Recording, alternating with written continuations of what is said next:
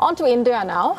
The country's E20 petrol policy is facing fresh questions, with the country's chief economic advisor backing the return of a lower ethanol-blended option. That's right.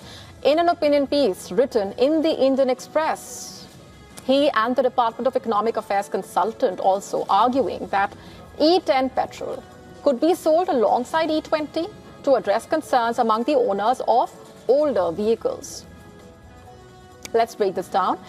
India, remember, made E20 the only petrol variant available at pumps from the 1st of April. After reaching the 20% blending target ahead of schedule, the government says the policy reduces crude oil imports, saves foreign exchange, and supports farmers. But the new proposal focuses on India's older vehicle fleet, estimated at around 75 to 80 million two-wheelers. The authors say the evidence does not support widespread fears of engine damage from E20. But older carburetor vehicles and ethanol-sensitive rubber components remain a concern, reportedly.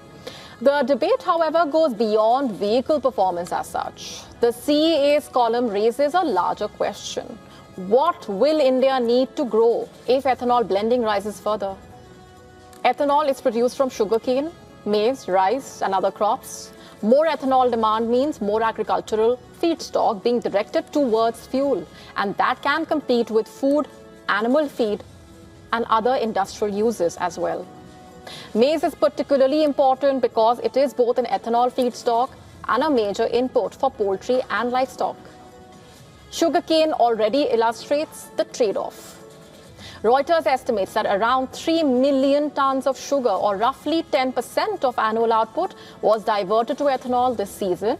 If sugarcane-based ethanol is restricted, as the government has considered, the required ethanol would have to come increasingly from other crops. The concern becomes sharper if India eventually moves from E20 towards E27 or E30.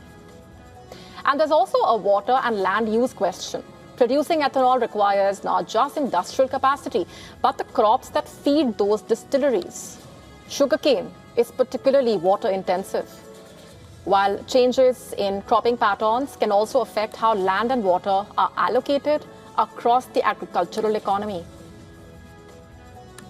They both argue in that column that these decisions can be difficult to reverse once farmers, distilleries, and supply chains are built around fuel production.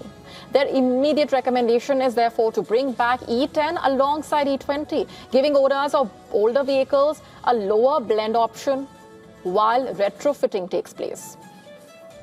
Now, the government, however, has said that there is currently no proposal to return to E10 or offer multiple petrol blends nationwide. And the broader issue here remains India's ethanol strategy. It's not just about reducing oil imports. It's also about balancing energy security with food demand, water use, also the long-term cost of changing agricultural priorities.